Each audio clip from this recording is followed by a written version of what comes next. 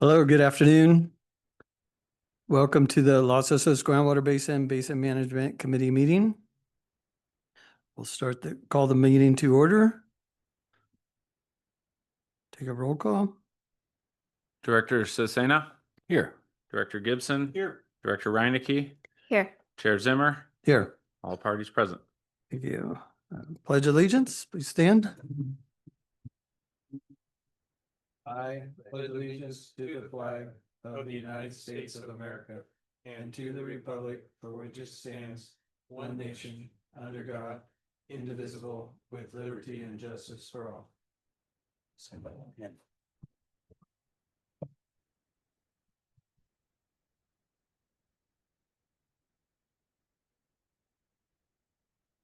Okay, we have a little different order to our agenda today. We're going to move into our action items before consent agenda. We have two items on our action items. 4A, the transient model sustainability yield adaptive method approach methodology. Dan, I'll let you introduce this item. Thank you. Thank you, Chair Zimmer. So as the BMC and probably most of the public who's here knows, we've been working for the past 2 years on development of the transient groundwater model, or what we're going to refer to as the transient model, as an improvement on the previous Los Osos Basin model, which was what we called a steady state model, and we'll refer to as the steady state model. We've had a number of presentations on the transient model over the last several months. And we are here today to receive information on what the transient model might tell us if the BMC wanted to utilize it as a tool for helping estimate a sustainable yield for the Los Osos Basin, utilizing the adaptive method approach, which I'll describe in more detail as we get into the presentation, that was adopted in 2021. And so, most of this, if not all of this information is in the staff report, but I'll provide an overview presentation, and then as usual, we'll have board questions and public comment. But the basin plan defines sustainable yield as the maximum amount of groundwater that may be extracted from the basin in year X without causing seawater to entrench further inland, and with no active well-producing water with a chloride concentration above 250 milligrams per liter. It's determined based on a given set of infrastructure in place, utilizing the model to determine the maximum amount of groundwater. And so these are definitions from the basin plan, and it's what the BMC has used as guidance for previous sustainable yield estimates. I wanted to provide just a little bit of the history around the sustainable yield. This is something that the BMC was required to adopt as part of the stipulated judgment, and has worked on pretty extensively over the last 10 years since the stipulated judgment was approved by the court. Initially, the sustainable yield was set at 2,400 acre feet. In 2016, it was updated to 2,450 acre feet, reflecting new infrastructure that had been constructed at the end of 2015. In 2017, the sustainable yield was increased to 2,760 acre feet per year, again in response to completed projects as part of programs A and C, and that increase in sustainable yield was approved by the BMC in 2017, and that sustainable yield was retained for 3 years: 2017, 2018, 2019 annual reports. However, more recently, during consideration of the 2020 annual report, which included a sustainable yield estimate of 2,760 acre feet per year, the BMC approved submitting that annual report to the court, but directed staff to conduct a review of the sustainable yield estimate and to bring back updated recommendations for the BMC's consideration for the 2022 sustainable yield. And that kicked off, those of you that were involved in the BSC, several months of analysis of the sustainable yield methodology, evaluation of certain inputs to the sustainable yield scenarios, and evaluation of the criteria that the BMC was utilizing to estimate the sustainable yield. And so in October of 2021, BMC staff brought back to the board a modified sustainable yield approach methodology called the adaptive method, and an estimated sustainable yield for calendar year 2022 of 2,380, effectively reducing the sustainable yield by 380 acre feet, if I can do my math right. And so that's been the methodology that's been in place. The adaptive methodology, again, in 2021, that the BMC adopted, modified really 4 key parameters to the approach. One was the seawater intrusion threshold. Previous sustainable yield estimates had allowed seawater to intrude further into the basin than the current extents or current worst extents that had been observed. The adaptive method set a limit that said we're going to draw a line in the sand that says we don't want seawater intrusion to intrude any further than we've seen it intrude to the worst extent to date. It also included some modifications to the Broderson Mound assumptions, effectively trying to model the current development state of the Broderson Mound, not the full build-out state of the mound, which, based on our observations, hadn't fully occurred at the time. We also updated the available infrastructure assumptions within the sustainable yield calculation scenarios to better reflect current extraction well infrastructure, as well as the minimum maximum capacities of those extraction facilities. And then finally, the precipitation assumptions were updated to pull in several additional drought years of precipitation into the long-term average that was used as one of the assumptions. So I just wanted to highlight these were some, significant changes that the BMC made in 2021 when calculating the sustainable yield estimate. This is what we consider the adaptive method.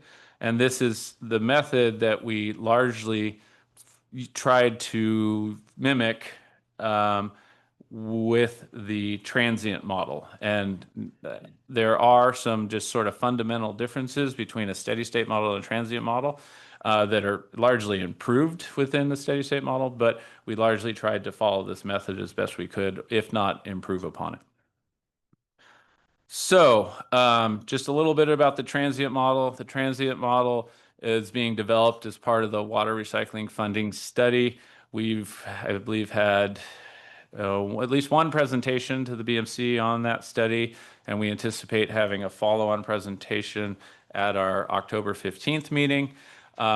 Just briefly, that's a study that looks at different recycled water and supplemental supply opportunities for the Los Osos Basin to help improve sustainability. And that study, and largely the grant funding that was obtained for that study, as well as contributions from the county and the BMC, is what really funded the development of the transient model. Without that study, I don't know that we would have had the funding to develop this new tool set. The transient model is an improvement upon the steady state model and can be utilized for predicting potential future conditions. It allows for predictions of impacts associated with variable hydrology, meaning extended droughts, above average rainfall periods, et cetera. And it incorporates new information on the structure of the basin that was not previously available. The steady state model had to basically utilize one assumptions for key parameters.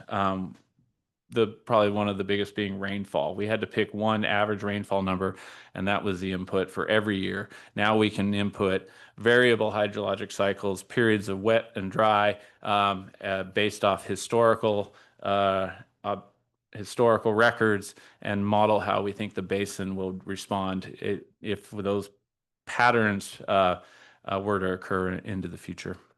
The transient model was peer reviewed by 2 separate hydrogeologist teams and determined to, I'm paraphrasing here, there's a lot of specific language in those peer review reports, but, largely to be a valuable tool for evaluating basin-wide benefits and impacts for comparing various proposed water management actions and projects. So, utilizing the transient model and to run a sustainable yield scenario that largely mimics the procedures in the adaptive method. And the reason I'm qualifying that is some of the things that we adopted in the adaptive method are actually improved upon with the transient model. For example, rainfall. We don't have to pick one number for rainfall. We can input a 45-year period of observed rainfall. The other one is the Broderson Mound. We don't have to pick an assumption for the Broderson Mound. We can let the Broderson Mound develop as the model thinks it will moving forward. But utilizing the transient model and the adaptive method, the available infrastructure in the Los Osos Basin is estimated to be able to extract 2,020 acre feet without exceeding the criteria, primarily the seawater intrusion threshold criteria over a 50-year period. And, it's important to note that pumping distribution in the basin has an impact on seawater intrusion. And so the sustainable yield scenario looks to optimize the distribution amongst the available infrastructure to reduce the effects on seawater intrusion. And that can be optimized basically by balancing or manipulating the pumping between the different wells in the basin. The table on the right is sort of the mass balance. As you can see, I highlighted the total of 2,020 acre feet per year. That's the amount of groundwater that the transient model predicts can be extracted without exceeding the seawater intrusion criteria. And then there's various other mass balance parameters shown in that table. The sustainable yield scenario was run over a 50-year implementation period. This 50-year implementation period included the 45-year calibration period, followed by 5 additional years of balanced hydrologic conditions. It's important when analyzing any sort of long-term scenario that you use a balanced hydrologic period, so you're not biasing your results based on periods of drought or periods of above average precipitation. 50 years was identified as a potential planning horizon for these scenarios for a number of reasons. One, it aligns with Sigma's definitions for planning and implementation horizons. It's consistent with sustainable yield, safe yield modeling assumptions that we've seen used in other adjudicated basins. For example, the Chino Basin, I believe, used a 50-year time horizon for their sustainable yield calculations.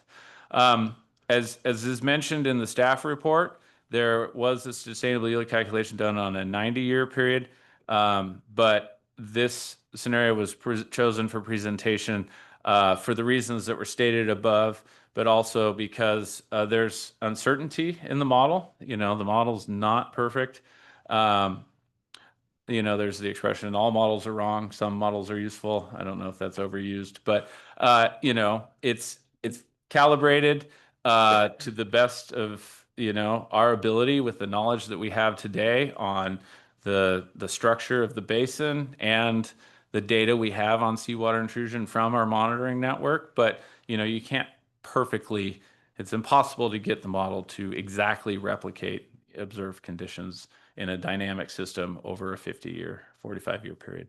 And so extending beyond 50 years or one calibration period of the model would add or emphasize the amount of uncertainty in the results that you would be receiving. And so the 50-year period was thought to be by staff as more appropriate. for a sustainable yield scenario.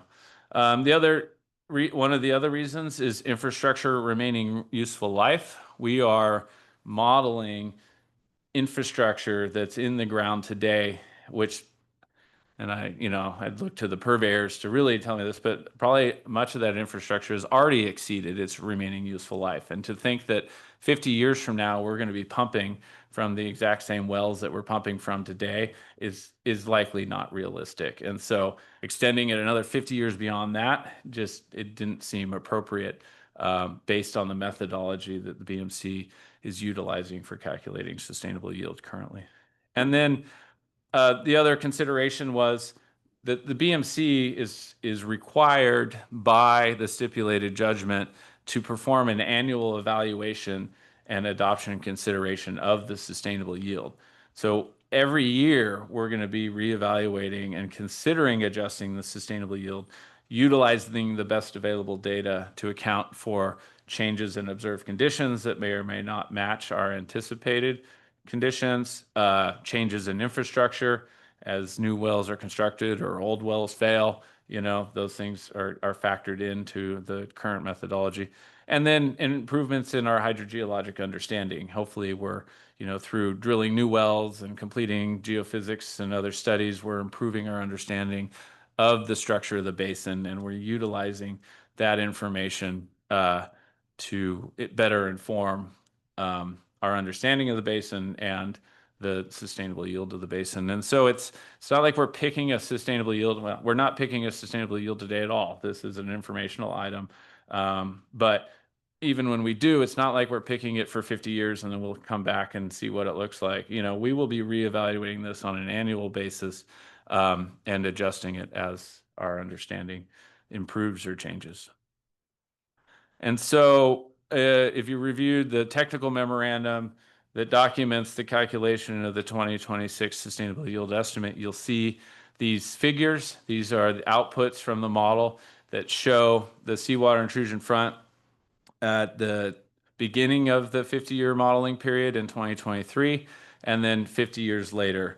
And consistent with the methodology that was adopted in 2021, the mechanism for establishing a threshold line was to draw the yellow line as shown that represents the greatest historical extent of seawater intrusion inland into the basin, and then modeling scenarios and pumping to calculate how much could be pumped from which wells under a certain distribution that would occur and not cause that seawater intrusion front to exceed that threshold line.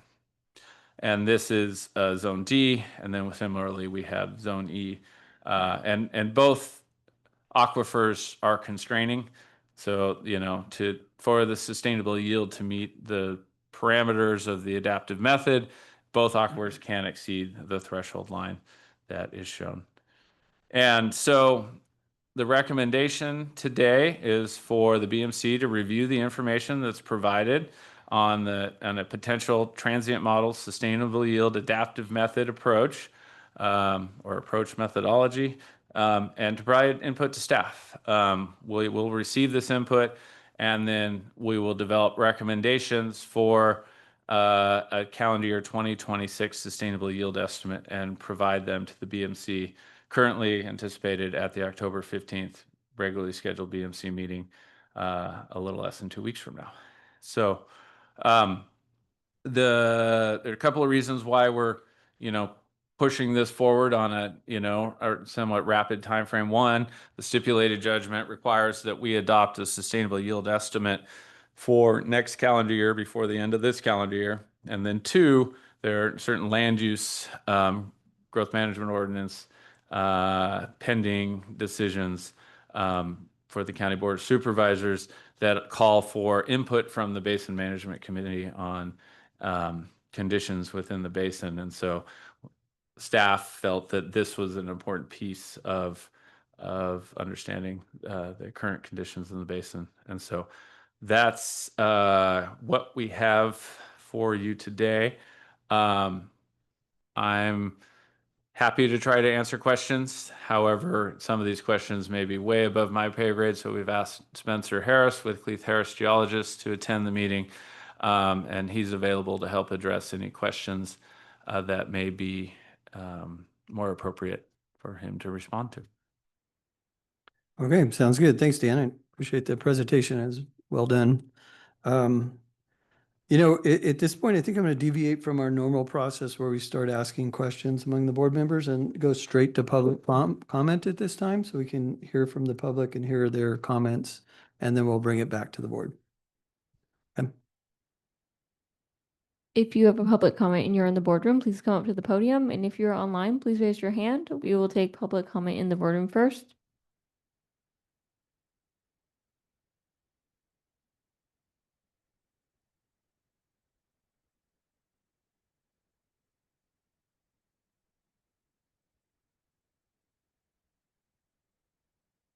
Good afternoon, Patrick McGibney, the Los Osos Sustainability Group.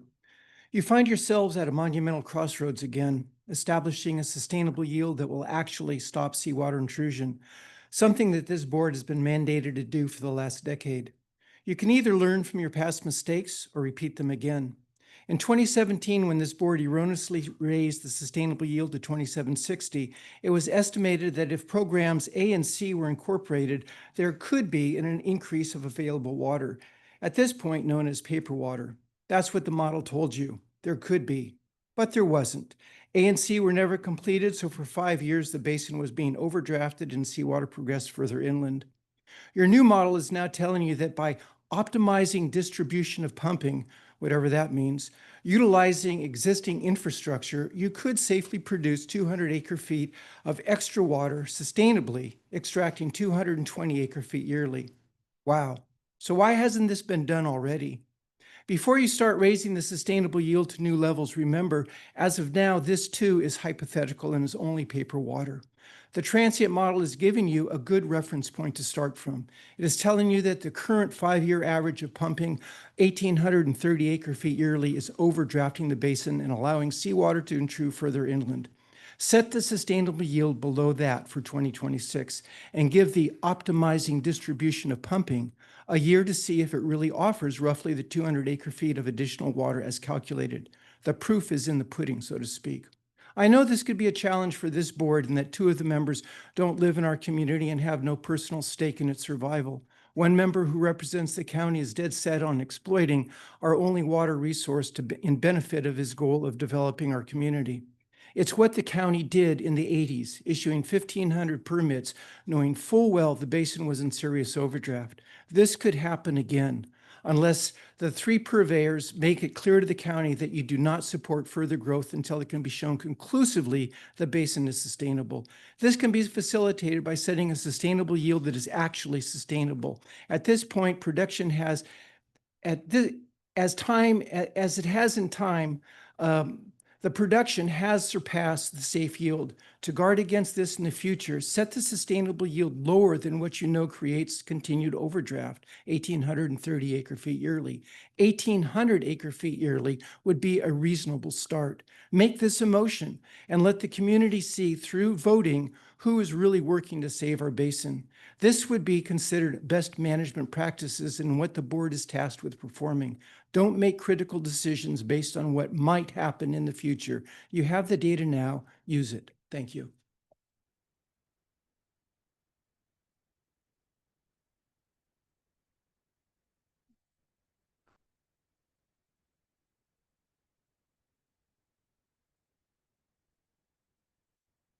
Hi, Lynette Brooks.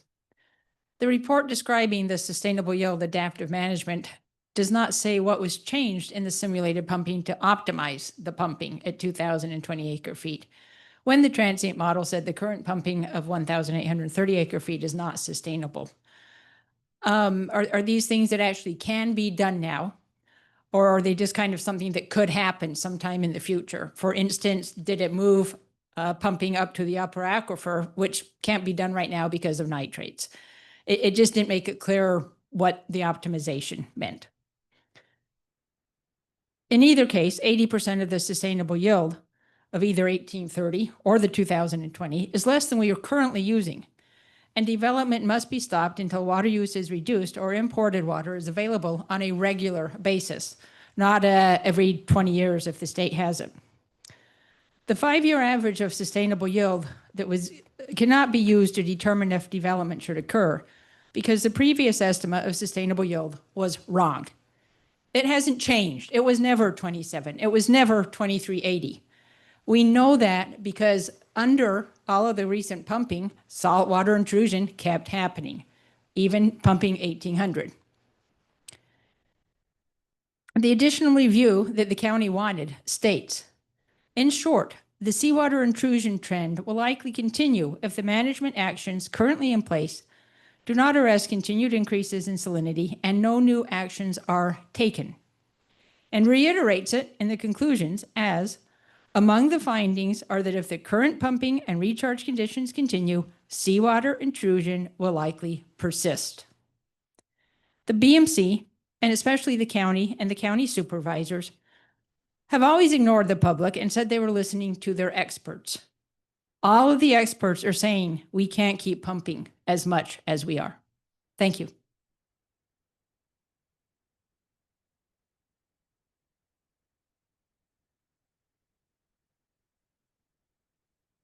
Becky McFarland, Los Osos. It's good to be here today, I guess. I have other things I'd rather do. But I do want to say I am thankful that we have this new model. I'm thankful that there was peer review. And I want to make clear, some members seem to think that we think you haven't been doing any work all these years. I think you've been doing work. I mean, you're here for the meetings and you're doing things. It's just they haven't worked. And that's sad. We all want this to work. We want our water protected. And hearing the history of the sustainable yield, once again, is very concerning. I mean, year after year after year after year after year, and there's still seawater intrusion. To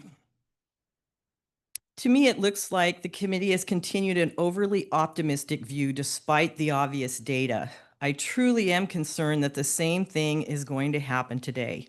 The current pumping of 1830 acre feet is causing further intrusion. And like the two speakers before me, who are way better at math and know all of this way better, it's still, the number 2020 is too high.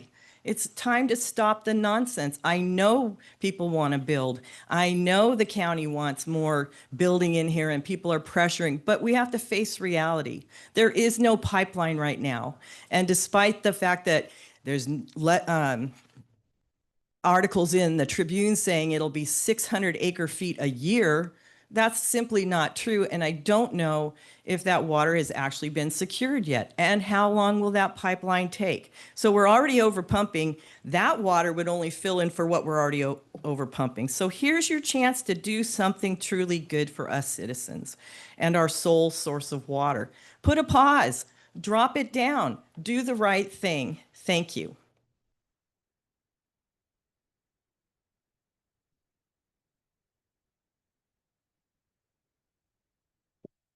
Looks like there are no further public comments in the boardroom, so we'll move to online.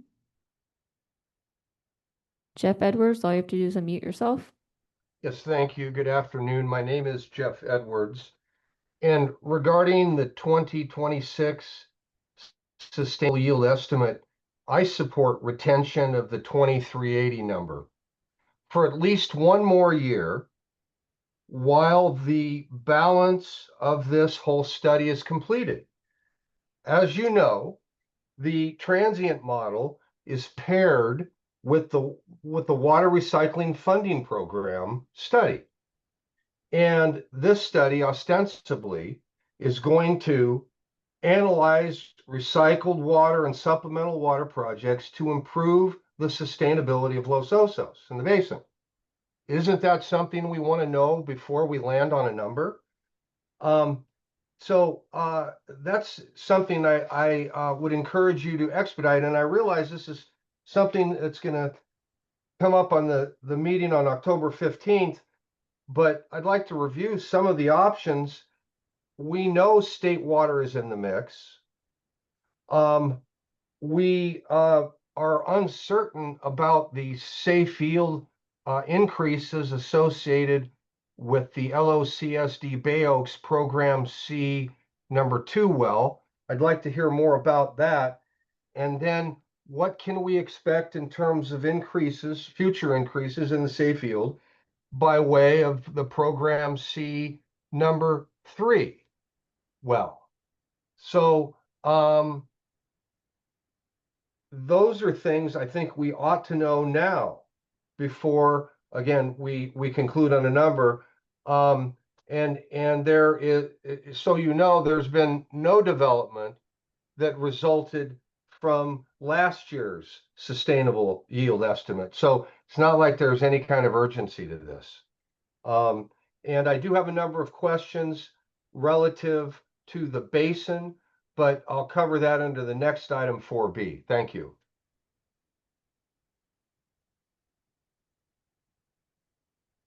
There are no further public comments online or in the boardroom. Okay, thank you. Bring it back to the board. Anybody want to start with any comments or suggestions, questions? Well, I think these are all good points raised when the baseline scenario memorandum indicated that the current pumping levels and distribution would allow saltwater to continue to intrude. And now we're talking about another 200 acre feet. So there must be management options. And we heard the question, are they available now? And I think that's one that we at least need to address. Because in the past, we had allowed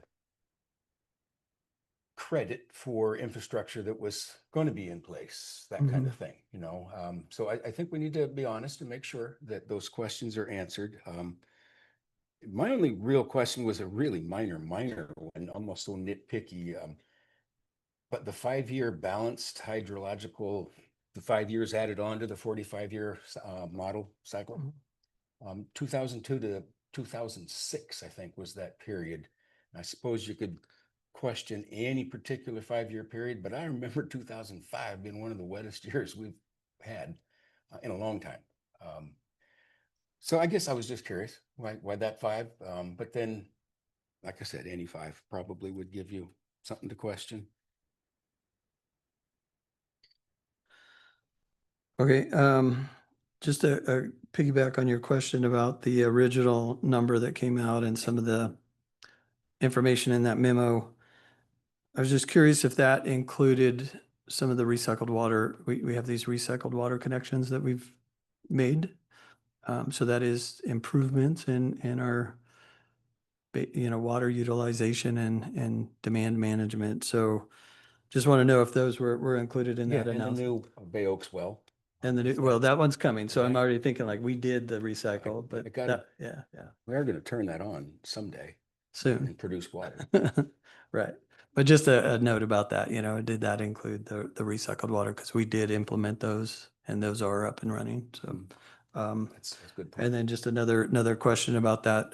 There was a comment about the upper aquifer. We do have the ability to utilize upper aquifer. We've talked about the challenges of that, but that is an option out on the table. Yeah, good comments. I have a similar question, and I guess I'm going to be a little more specific. So, I'm just curious. It actually would be really nice to see what these current infrastructure items are that could potentially be used now, so we could look at them and kind of compare them to the reality. Because I know there was mention of a well that Golden State uses that would have to reduce pumping by 50%. That's significant. There may be a well that S&T has that was our very first well, and that, of course, exceeds the 50-year lifespan of what a normal well is. So if that one's on the table, then we definitely need to have more discussion about the feasibility of those items. But those are my main comments. Okay. And I think, that's something that we would be working on throughout the year. That's not a quick answer to answer some of those questions. I mean, some of it is we can look at pumping, but will the well last? Can it endure that kind of pumping? But, as far as like connecting and utilizing S&T's well, that's a process, right? We know that would be if it can even be done. So do we scratch that off? Is it a process? What are those hurdles? What are those agreements? How does all that work? You know, that's something that I foresee us working through as we manage the basin and work towards our projects. We got work to do, so we know that. But good comment. I agree with what you're saying. So Mr., excuse me for my voice here, Mr. Chairman, I held back because the question in front of us here really is a water purveyor question. And I guess that question of optimizing pumping is the first and foremost. And it would seem to me that should be the highest priority for the water purveyors in the near term, like within the next 30 to 60 days. In fact, I would think that it's not unreasonable to ask by the 15th that the purveyors have at least preliminary conversations about their ability to meet the optimized pumping. I mean, that's easy. That's here. Mm-hmm. There's no need for that to wait. I get it that it may have some perhaps legal or organizational challenges to it. But before we choose a new sustainable yield, if we're going to do that this year, I think we need to understand exactly what the optimized schedule looks like and how fast the purveyors could get to it. So I was curious about, from the purveyors, whether that commitment could be made to have a framework of that ready. I realize that 2 weeks from now or 13 days from now is not very long, but it seems to me that the ease of this, the relative ease or the obviousness of it, I won't speak to the ease of it, not being a water purveyor, but the obviousness of needing to do that should motivate quick action on this. And I would hope by October 15th, we could at least have a sense of what that takes. That would be purveyor staff with our technical expert, and let's get a read on that. I think that's got to happen. Yeah, so I think that there is definitely, I'm not saying that we can't meet the projected optimization, but there's probably some variation of that, right? So it's not going to be, we can make some changes, but that's going to take time to work out too. So I agree with what you're saying. We need to make that in our decision of the sustainable yield. But I also think that it's going to be model run, so it's not just a purveyor decision. We would have to run that to say, is there somewhere that lies between the 2020 and 1880, right? Or 1830, right? and You know what I'm saying, though? Well, I don't actually, because I think the first thing is for the purveyors to decide whether they can implement the optimized schedule that the technical memo lays out.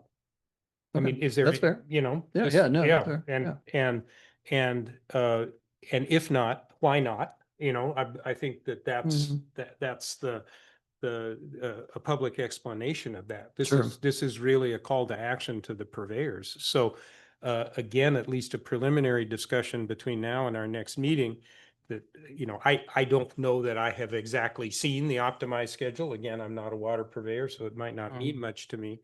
But I would think that that given the obvious benefits of that, the model calculating 200 acre, almost 200 acre feet of benefit, that should be an easy one.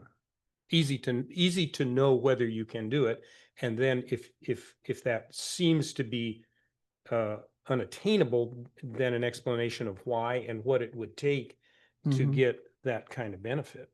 I mean, that's my top line thing out of this whole discussion is that's straightforward. Well, and I think we got to realize that optimization is one mechanical failure away from changing in a day. So adaptive management. Yeah. Right. I mean, and the reliability of the infrastructure, it's, you know, so that would be my top line. I have, you know, I don't know if other purveyors have thoughts about any of the others. I have a thought, I have one other set of questions about relevant to how we approach setting the sustainable yield on a slightly Yeah. different topic. Yeah, I think that point about the optimization, I support that. I agree with it. I think, we can definitely come with that number. I did want to just make a comment on, it's a purveyor decision. There is some county accountability for the private well owners too that are pumping from the basin, that the county needs to be a player in this. If we're going to pinpoint our well production to which wells run at what time to maximize the sustainable yield, then I would say why even consider the optimization, because we need to really focus in on all the pumpers, and there is a pool out there that it's not as easy question as what we're talking about for the optimization by any means, but we got to start talking about that. Well, let me point out that the interlocutory stipulated judgment specifically set up the pool concept, and the purveyors and the county, all four parties to that ISJ, specifically decided not to bring individual pumpers outside the purveyor zones into the adjudication. Yeah. And as such, I don't think we really have a mechanism to impose or even suggest anything to them. We've done the studies, in terms of estimating how much water comes, and we know where it comes out of the basin. And so I don't, I think, I think that any suggestion that there should be any change in pumping from the other pools, I'll just use that, I may be using that slightly inappropriately, may the legal department strike me down if I'm wrong. That's down the line. That we've done the Landsat imagery that confirmed extractions are very close to that confirmed extractions very close to what we modeled. We did the water offset study that confirmed on at least metadata the average consumption of a large lot subdivision. So all of those things are tracking pretty well. And the level of complication of trying to get at individual well users outside the purveyor pool is huge. And I think we need to focus on what we do have control over first. And there are a number of things yet that the purveyors can do. Yeah, I think, legally through the judgment, I would agree with that position, but I think there's outreach effort. There's probably, I don't know if there's any private well owners here that are in person or even listening and that have a weigh in that, but just an outreach and an awareness of where we're at and what we're trying to do is a step forward that I don't think is a huge effort. An outreach effort that, is there any volunteers, just starting there, and then, who's to say that as we go through this, all of this work is not easily obtainable. I mean, we all have challenges to do any of this work. And so I just think, the comment about it's just a purveyor's issue is what I wanted to comment on. I think there's other things that the county can be doing. Yeah, I wasn't part of the committee when the decision was made not to bring those people into the picture. So I don't really know what the thought process was, other than it will be difficult. But it sounds like there was an option, something that could have been considered. It was offered. So if I might respond on that, I've been a member of the committee since its inception, 10 very interesting years, 11 now, I guess. 20. Yeah, it's been a while. But each individual overlier of the basin was offered the chance to join the adjudication, but the pros and cons were laid out. And the purveyors and the county were all very clear that we didn't think it was necessary, although any individual was welcome to.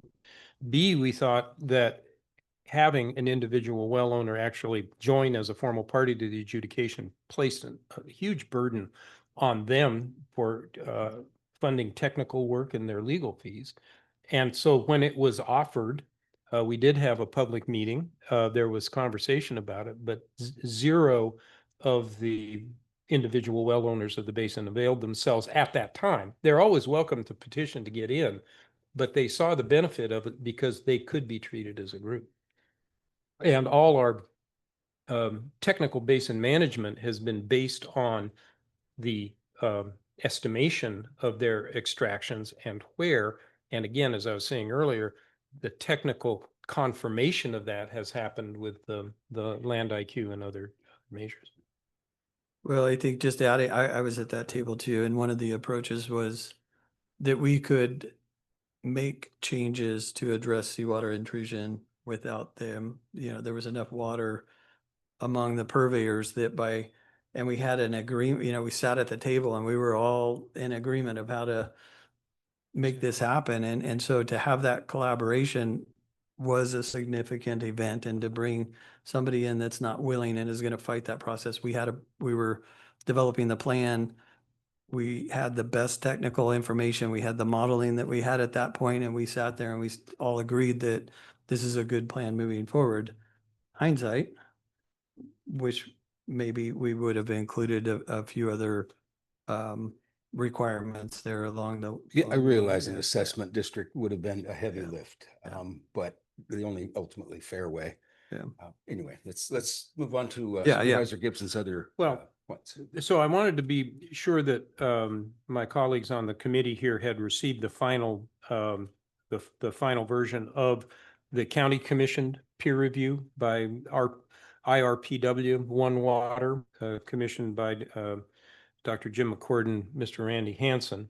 And in that, they looking at the uncertainties that that the various public commenters have alluded to even today, and the ones that I have been speaking to over recent meetings.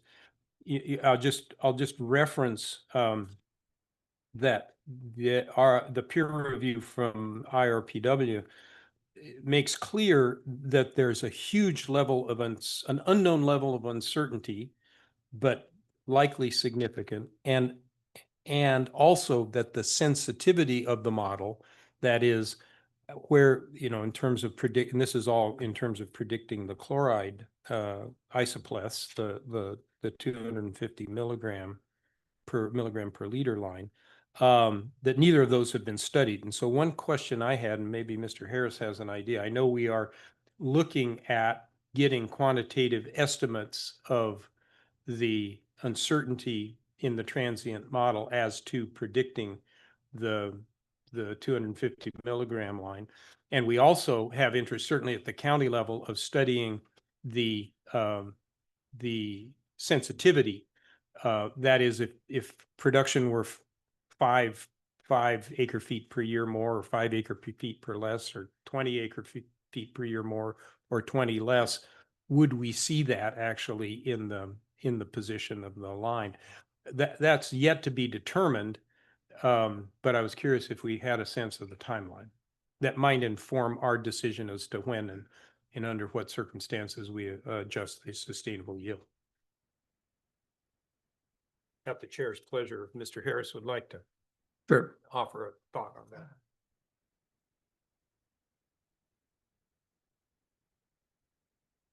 Good afternoon, Spencer Harris, Cleather's geologist.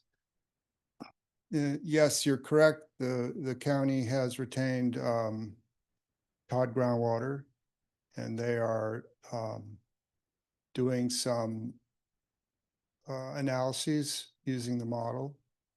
They're following some of the recommendations of the One Water peer review that is part of this package. And we've been assisting, providing files and input to Todd so that they can carry out what their plans are. In terms of, my understanding is they're doing predictive uncertainty, which is both an uncertainty analysis and the sensitivity. It's kind of a combined approach. And then they're looking at some other things regarding calibration that may result in some improvements. So in terms of the timeline, though, I don't have any information on that. They're working directly with Blaine, so they haven't given me a timeline. Okay, thank you for that. And I can check with I didn't realize you weren't directly involved. Can you just define the predictive uncertainty? What can you just explain that to me? So there's uncertainty which can relate to the conceptual model, how the structure is, geology, depths, permeabilities of aquifers, and how the water flows. There's uncertainty in terms of how the model can reflect that and represent that. And then there's how that uncertainty affects the results.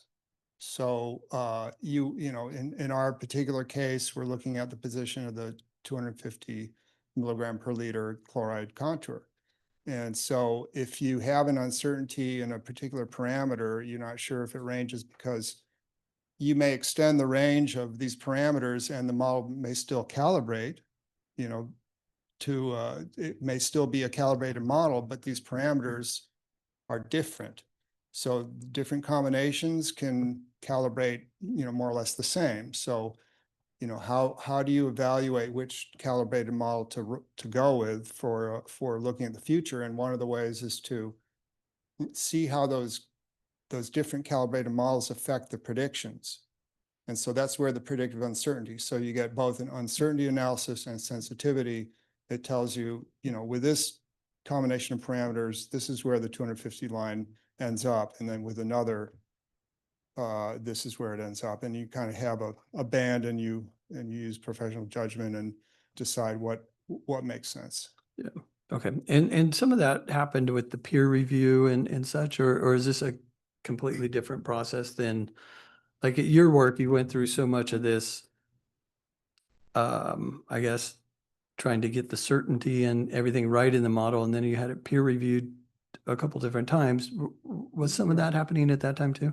Well, yes. I Yeah. mean, when we constructed the model at CHG, we did a sensitivity, full sensitivity. We ran parameters through and seeing how they affected the calibration. And then we selected the best combination for the best calibration.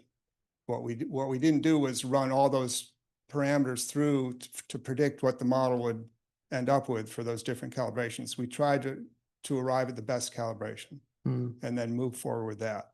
So we did do, you know, a lot of that sensitivity work, but not the predictive aspect. So once you did the calibration, then you put the inputs like the pumping optimization and such in there, and then that's how it came out with the results that you got.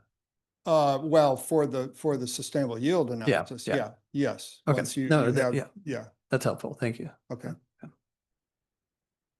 I just have one question before you sit down, Spencer. Yeah, we, don't worry, Spencer. He's anxious to get off that book. Yeah.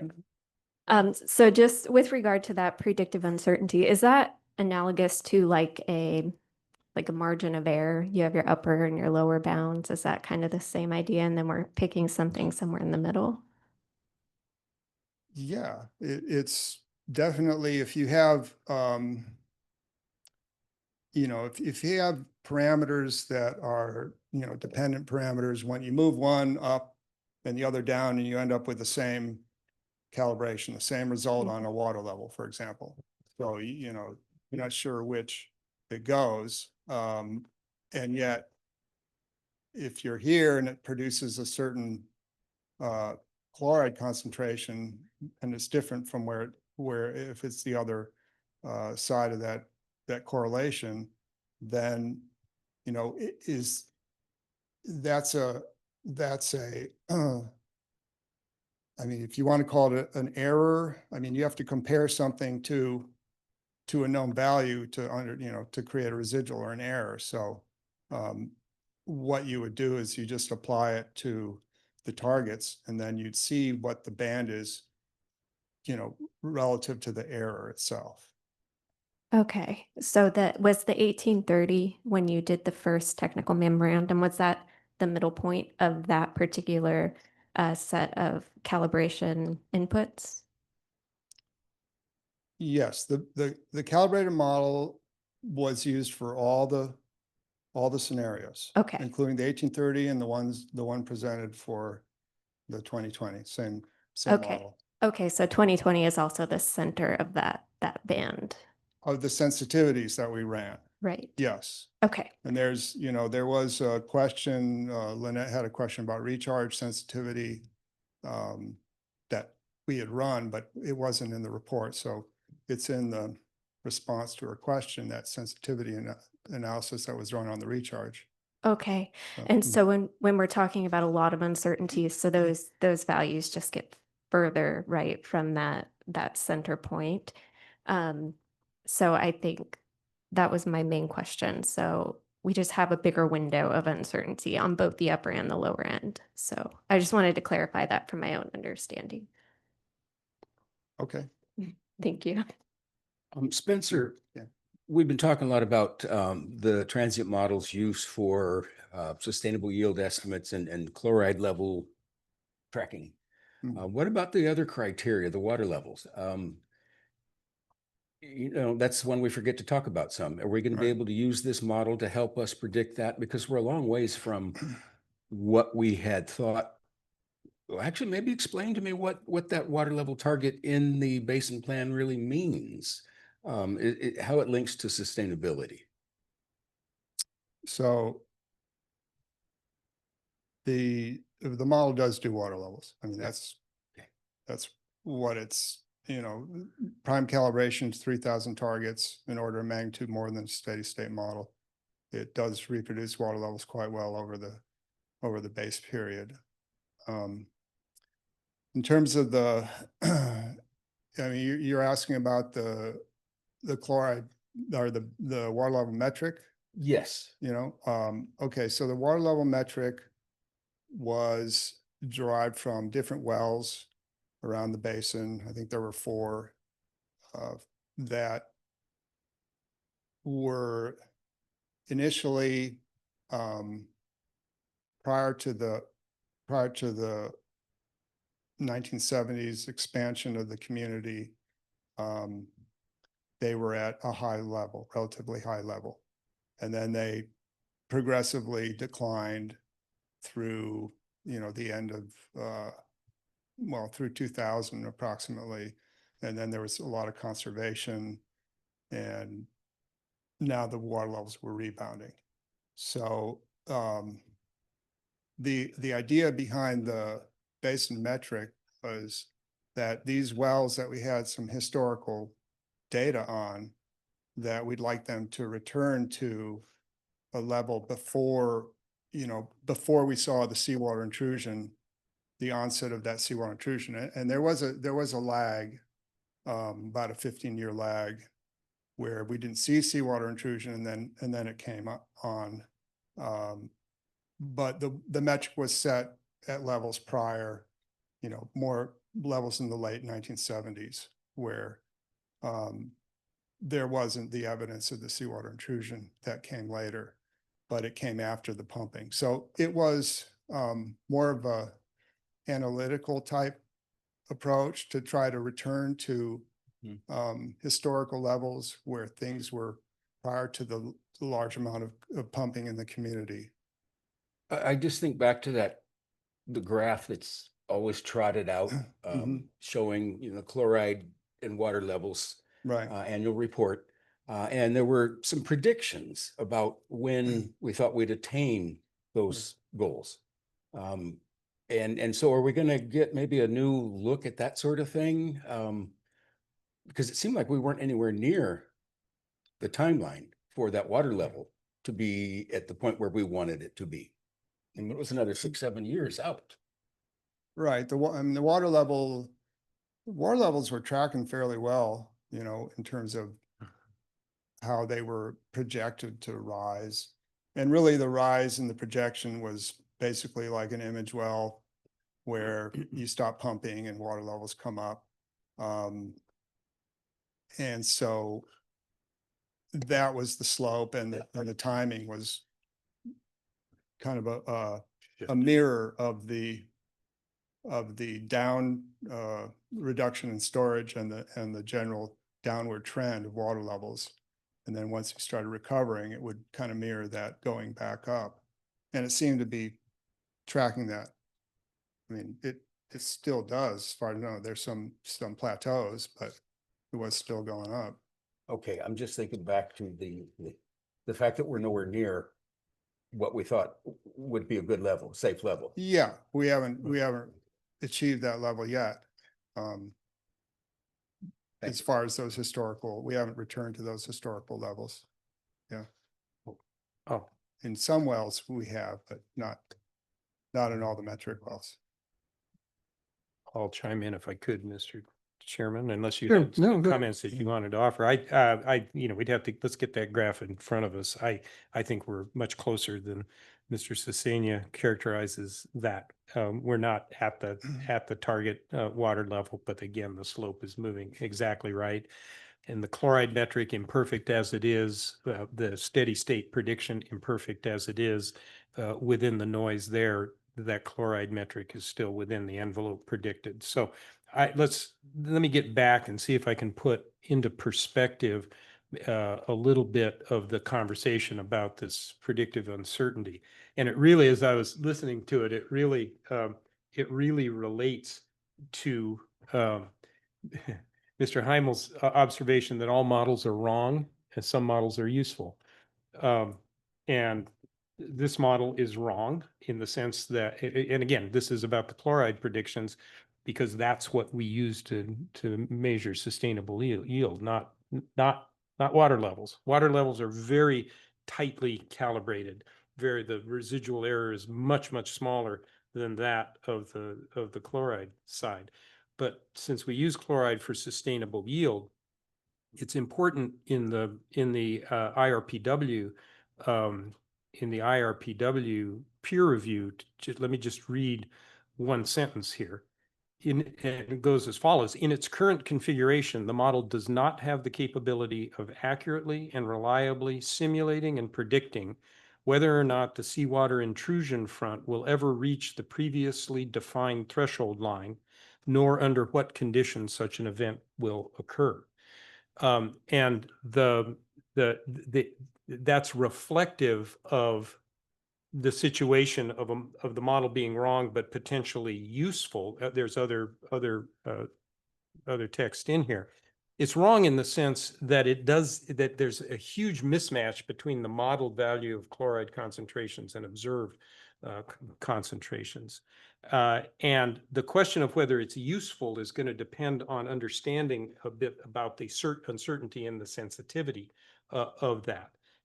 Can it, in broad strokes, indicate wide scale trends, movements, basin-wide? We've heard the term basin-wide technique. So that's the reason that I asked that question, because again, in order to decide whether this model is useful and how it might be useful in adjusting sustainable yield, should we decide to do so, we really need to understand its usefulness, and that's what Todd is undertaking. I can reach out to Blaine and find out by the 15th what the timeline of that is, when we might expect some results for them.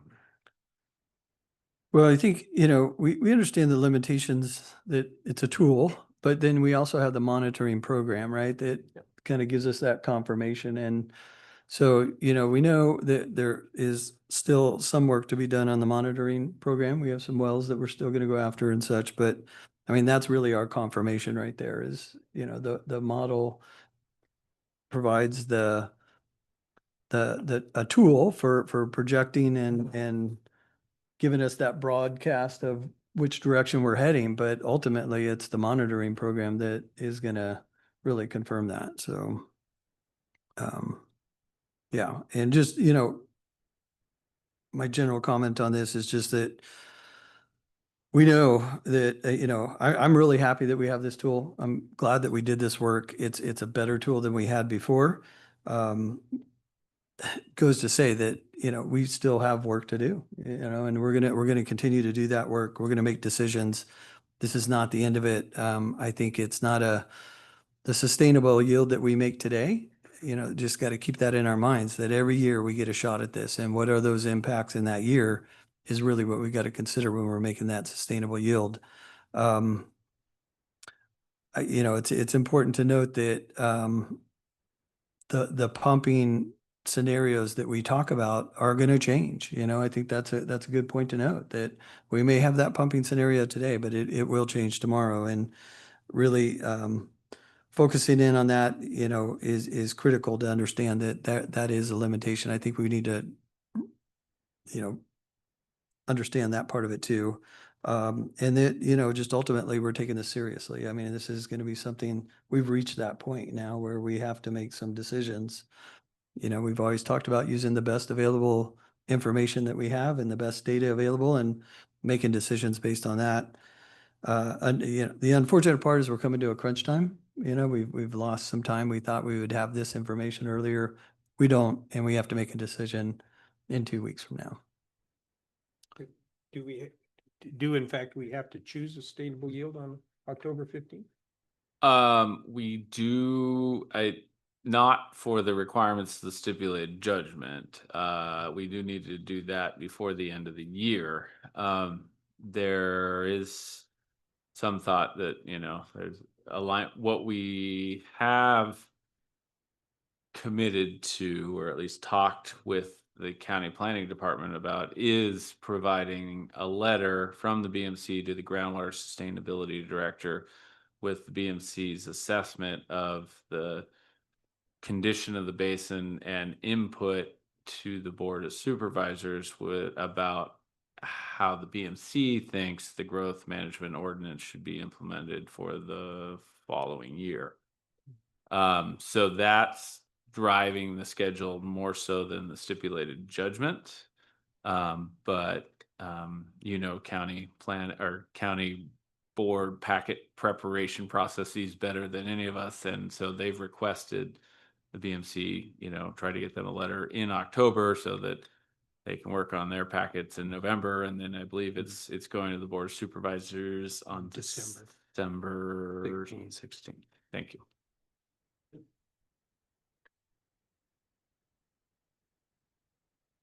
The Christmas rush. Yeah. Okay, so staff direction, that's where we're at.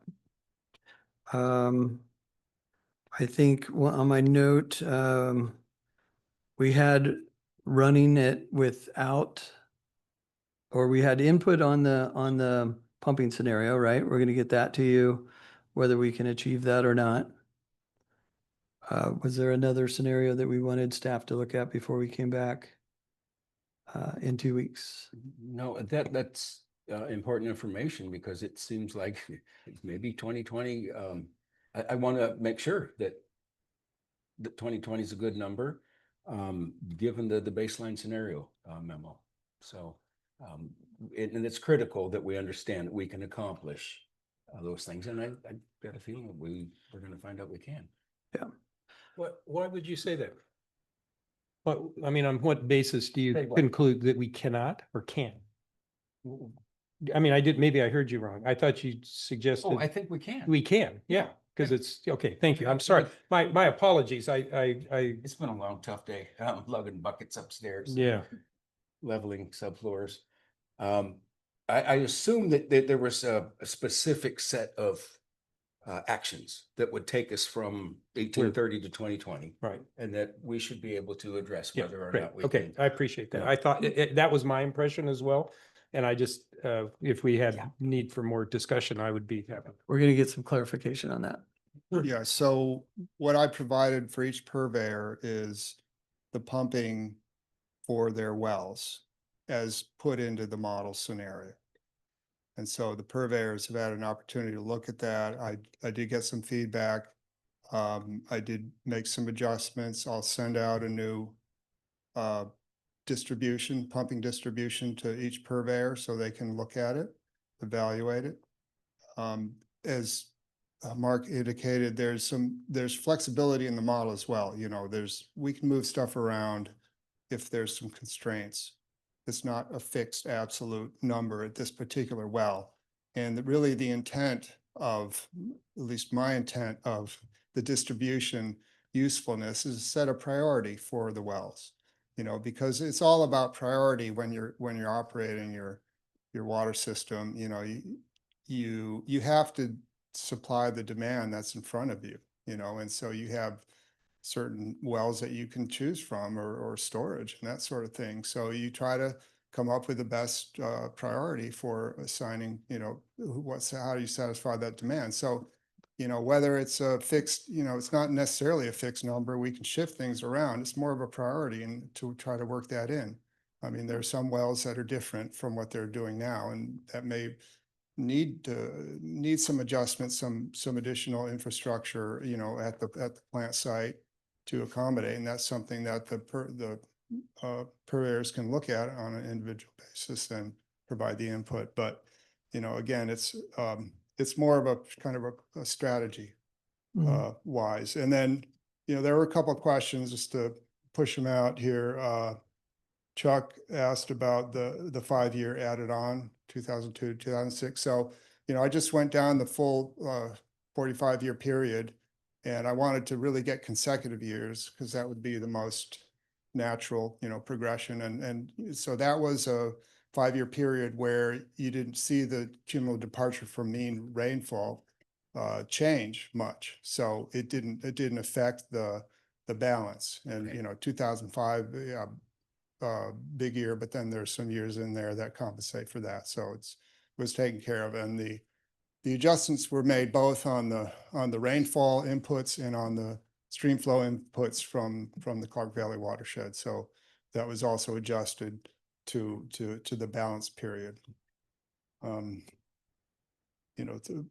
Beth had a question about well one. I mean, well one is only activated for upper aquifer development scenario in the water resources facilities program. It's not activated for this sustainable yield. So, and it's understood that that's an older well, may need to be, inspected, rehabilitated before it goes into operation, but that's for a facility scenario under the study. Spencer, along that comment right there, is the district's well included in that scenario? Or is that going to be added on later? Bay Oaks. Balance is included in the analysis in the distribution. Yeah.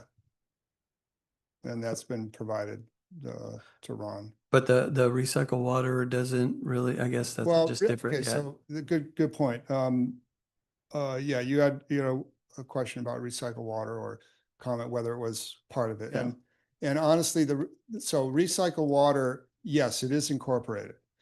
The way it's incorporated into the model is what is the distribution of recycled water? So we've distributed the 36 acre feet out to the schools and the community, the park. Mhm. So in the model itself, the only change as far as pumping goes is that the community park well is no longer pumped because it's got recycled water. But other than that, all the other things remain the same because you're just creating a maximum yield. And so what that means is you actually have more water, even though say you're pumping the same amount of water, in the model, you have more of it to distribute to your customers because some of the recycled water is satisfying demand at the schools for the turf.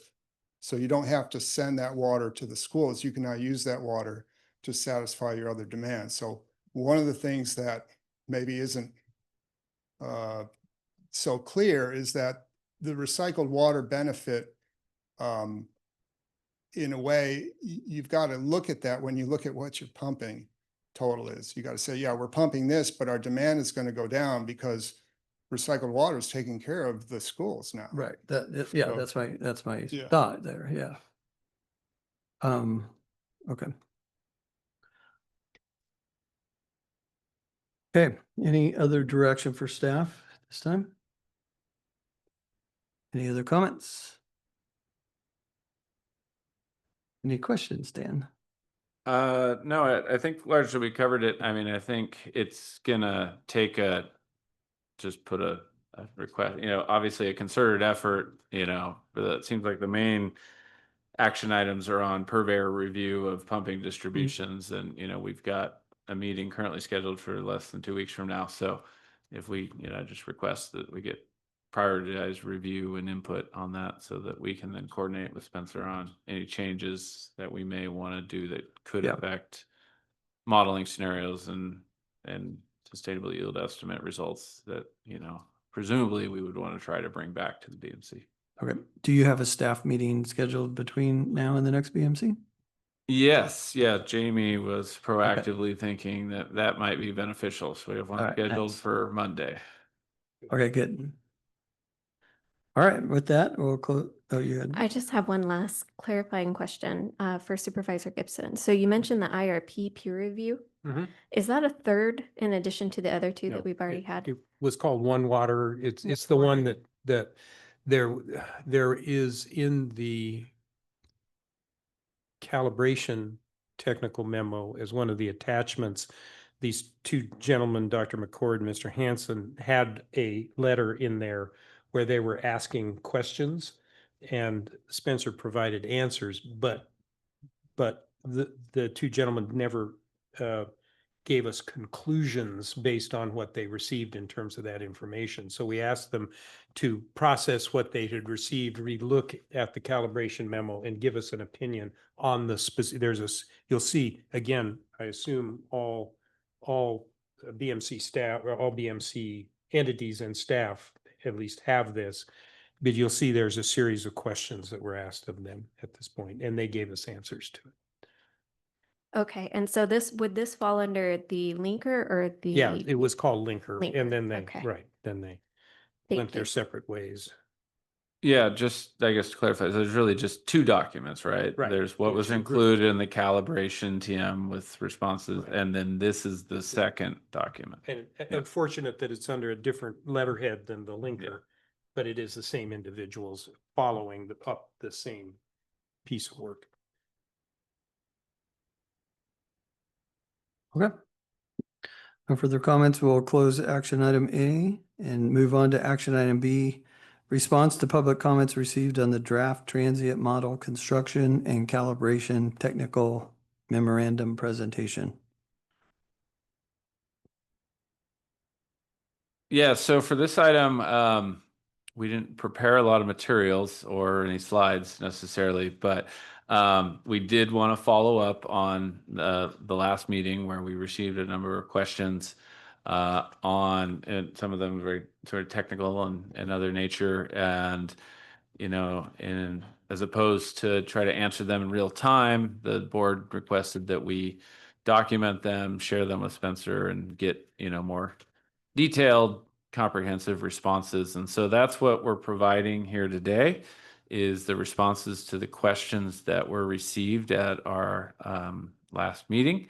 And I guess I would just open it up to the board and subsequently the public on if they have any questions, comments on what has been provided here. And then obviously we have Spencer available to hopefully answer any subsequent questions that may come up. Okay, thank you. Why don't we follow the same format? Let's take public comment. If there's comments on the questions that were asked, feel free to comment on those. If you have a public comment and you're in the boardroom, please come up to the podium. And if you're online, please raise your hand. We will take public comment in the boardroom first.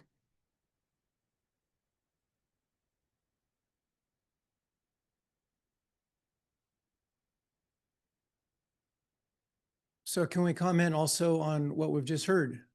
Is that what we're? No, we've already closed that item. Okay, but there was other things that came up that were past that item, so it's not having to do with that item anymore. It's just more comments. So we're talking about comments from last time, which I had asked some comments dealing with my comments were based around what we're dealing with right now, which is our sustainability of our water basin. One of the things that we're talking about right now possibly is a 2020 new extraction rate. That's what you're looking at. It's not a sustainable yield, it's an extraction rate.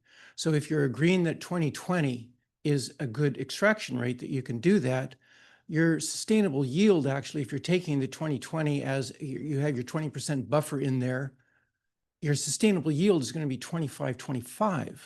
It's at 23.80 right now. And we are having seawater intrusion coming in at 1830 acre feet yearly. So raising the sustainable yield to 2525 because your extraction rate is at 2020 with a 20% buffer doesn't make any sense. And another comment we were talking about was with water levels. Water levels are not going up as predicted. If you look at the basin plan, it said in 2022, if the basin plan was followed, water levels would be at their rate of 8 feet in 2022. That's not happening. So we're not going with what the water levels were predicted to be at any rate. So those are my comments right now. Thank you.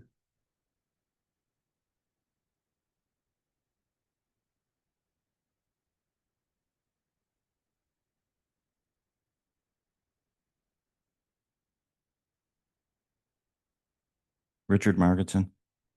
Mark, with all due respect, for the 15th, public wants to hear the questions before you go to the public. We would have loved to have had an opportunity to respond to Mr. Gibson's questions, which he didn't, it's the same old story. He's asked the questions about, oh, does it have to happen on the 15th? Why does it have to go to the county? I already see the wheels spinning. The delays are going to happen. And again, like Chuck said, this is the December surprises. Let's have, like most meetings are run, agenda items presented, the committee or the board asks their questions, public responds, comes back to the board for input, recommendations, motions. This situation that we're in now it's deja vu. All of a sudden, now the transient model is flawed. The model has errors. I don't remember any of these questions or concerns with the steady state model when that came out. Mr. Gibson's been here for 10 years, 11 years. I've been here for 10, 11 years. I don't remember any of that scenario because that gave the county what they wanted. That gave them the numbers they wanted to eventually get to a growth ordinance. Err on the side of saving this basin, not on the air. Don't err on the side of what the county wants. And I know there's a lot of pressure right now, but this is your basin. And the purveyors outside, I mean, not the purveyors, but the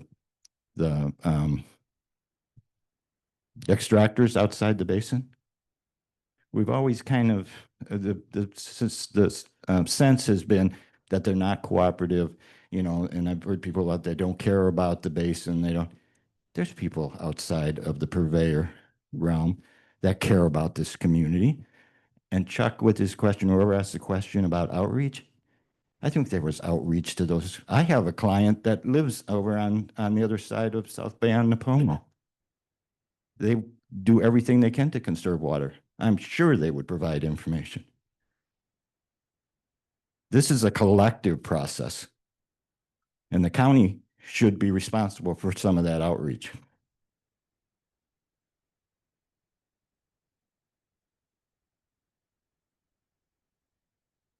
Becky McFarland, I'd like to agree with, let's not postpone this. Let's not do the Christmas surprise. As for, I don't even remember who commented that there has been no building done in Los Osos. Yes, there is. As I say, every meeting, there are guest houses being built. A developer that is here almost all the meetings said, oh yeah, well, I'm building 2 right now. I mean, that's 2 right now. There's plenty of them all over. And yes, they use water. So if you can't include those in the growth ordinance, please at least be honest and say they're being built. Maybe ask, how many? How many have been built in the last 5 years? As for people outside the basin, yes, they care. I've had a woman come and talk to me like, what do we do? They're planning on putting in another well, and I believe it'll be a Golden State one that they're trying to use to do the whatever, the big building project over by the golf course. It's going in an area where people have private wells. Some of those people have had pumped brown water over the years. Why the basin was made so small, I mean, this area, when the basin is huge, it's not being managed for all the basin. It's just this area. That should be changed. And that was ridiculous to leave all of ag out of the basin management plan. So yeah, let's get at least this one thing right and take care of our basin. Thank you.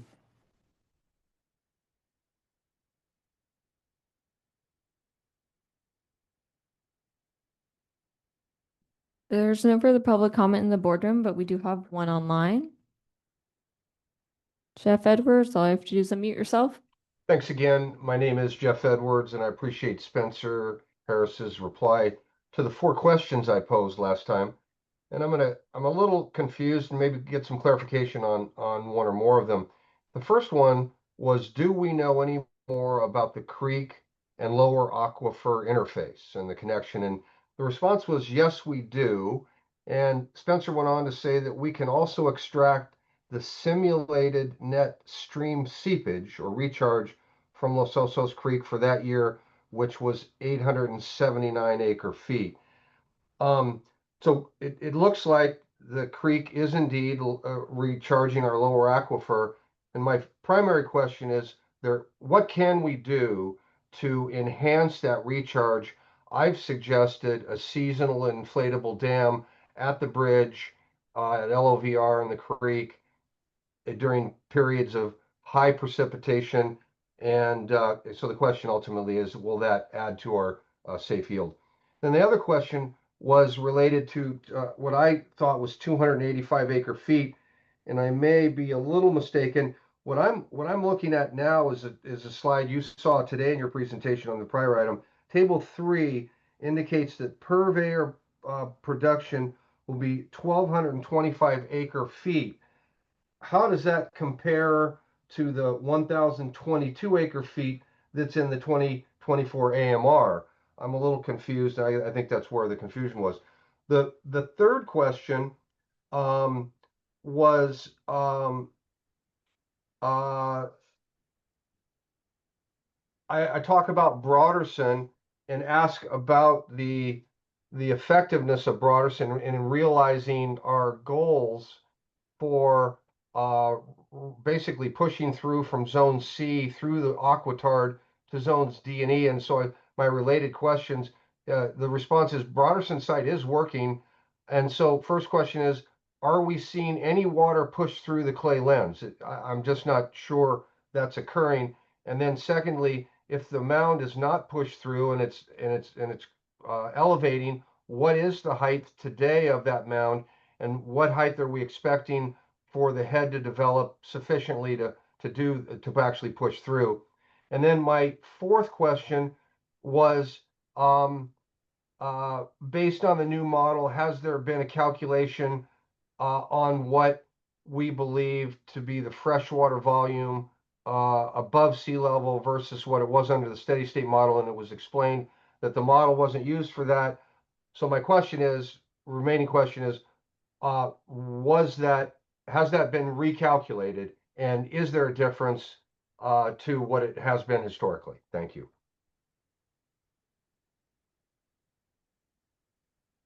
There is no further public comment online or in the boardroom, so we'll take it back to the board. Okay, thank you. I think our intent here was to answer the questions, so it sounded like there was a couple clarifications. I don't know if you captured those, Spencer, and are up to responding to those here, or? Okay, thank you.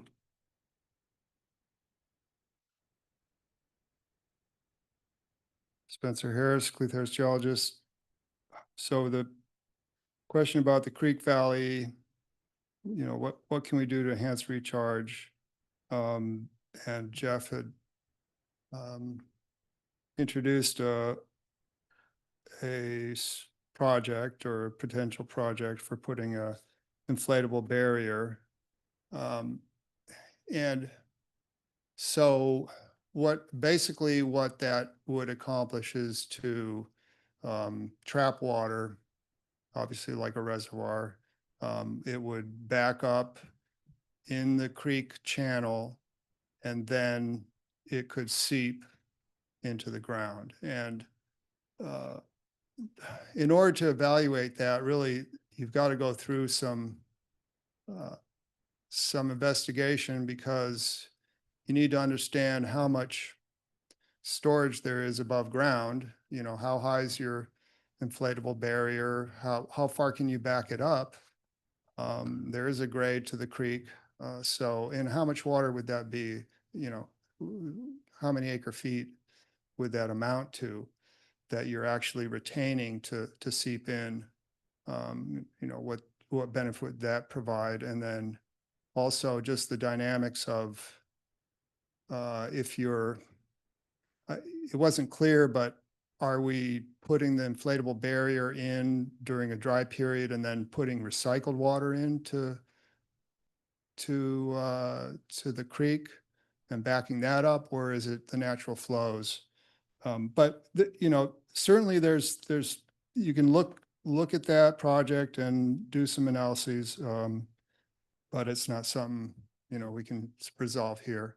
Yeah. So as far as the comment on the 285 acre feet demand, I mean, I had to refer to Dan and Jamie to guide me on where, you know, where that number was coming from to begin with. And I thought it was something that was from the engineering study. And Yeah, if I could jump in, and that was an analysis completed by county planning, looking at the sort of build out potential of Los Osos under the proposed at the time, now adopted community plan. You know, basically looking at the number of undeveloped lots or not fully developed lots, and then trying to estimate if they were to build out as zoned in the community plan based on current water usage, what would that additional demand look like? So that is a planning evaluation of the potential future water demand for the community at a approaching full build out scenario. And that was requested by the BMC because that's something that in the engineering study, we need to know what potentially we would need to plan for if building was allowed to that full build out scenario. Just to be clear, that is the production that's put into the model that comes up, model run that comes up with 2020 is the sustainable yield. No, so I think there's a little confusion there. So the sustainable yield estimate is an iterative process of how much water could be extracted from the existing infrastructure without violating the seawater intrusion constraints. It's irregardless of what potential future build out could be. It wasn't quite clear about that. Okay. all right. So then there was a question on the Broderson Mound. Is it pushing water through the clay? Yes, it is pushing water through the clay. And in the scenarios for the water recycling facilities plan, the Broderson, there's a scenario for Broderson, a separate, just Broderson operation that compares the benefit of Broderson to some of the other recycled water projects. So that'll come out and it'll show what the benefit is. But there's some benefit, and it actually matches, as I said in my response, the mitigation benefit, which was from the original Broderson analysis back in, I think, 2008, with the equivalent freshwater head model for looking at that. So, you know, the Broderson site, is working as originally anticipated. And the last question on the storage calculations. So just to be clear, the model is not used for calculating the freshwater and storage. It's the monitoring program. So the monitoring program is used to establish where the observed front is, and then that's excuse me, that's put into a modeling software or I should say a graphic software that calculates the storage volumes using GIS and Surfer. So it's not related to the model. I mean, the model would require additional analysis, much more. It would be more labor intensive to try to extract that from the model. And I guess I'd like to jump in. It wasn't necessarily a question, but there were some statements made around the 2020 being an extraction level, and then the sustainable yield would be 2,525. No, that's it. It would be the opposite. 2020, if the BMC were to consider that the sustainable would be the sustainable yield, the basin yield metric of 80 or the target for production would be 20% less than that of 1,616 acre feet, just to clarify. Okay. I think that's all I had. Yeah. Okay, sounds good. Thank you, Spencer. Comments, questions from the board? Okay. All right.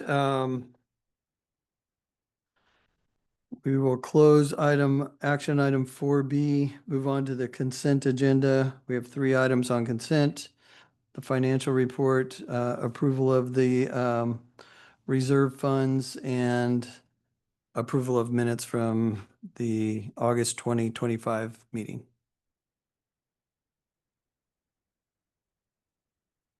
Dan, can you just go over the reserve funds, that approval part of it for us, please? Yeah, so we have our standard consent items of the financial reports and the meeting minutes. But we do have, and then an additional item, a request to utilize remaining contingency for 2025, as well as to dip into reserve funds to pay for some additional technical and legal costs that we've incurred this year, associated obviously with the number of significant initiatives that we've been working on and just some legal questions that have come up. So as is outlined in the staff report, we currently have $927 of contingency funding available and $70,400 of reserve or rollover funds that we have available since we switched our accounting and financing procedures. And so the recommendation would be to allocate 3,036 from that combination, first utilizing the remaining contingency and then pulling the rest from the reserves to cover these additional expenses and allow us to process and pay the invoices that are associated with them. And then just, with that approval, any additional legal or technical expenses that we might incur the rest of the year likely, would need to come back for approval and for use out of the reserve funds, or unspent funds in some of the other budget line items that we may have, but too early to tell on that at this point. Okay, thank you. Okay, we have consent. Oh, public comment on the consent agenda? If there are any public comments, please come up to the podium. And if you're online, please raise your hand. We will take public comments in the boardroom first.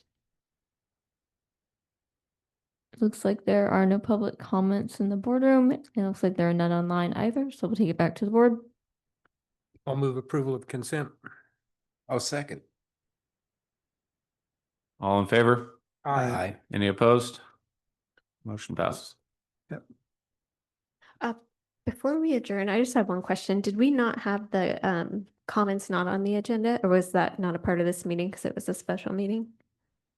The latter, yeah. We had obviously some critical items to talk about, and then also we're going to get kicked out of here shortly so the CSD can have their boardroom back. So we wanted to keep it as quick as possible.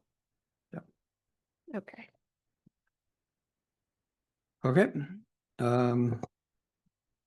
With that, we reached our last item, adjournment. All right, thank you, everybody. Appreciate time. Have a good evening.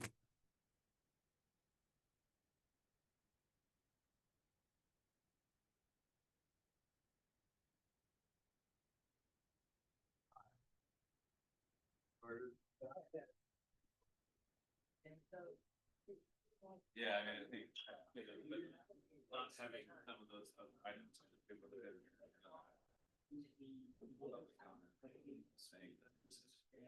Saying that this is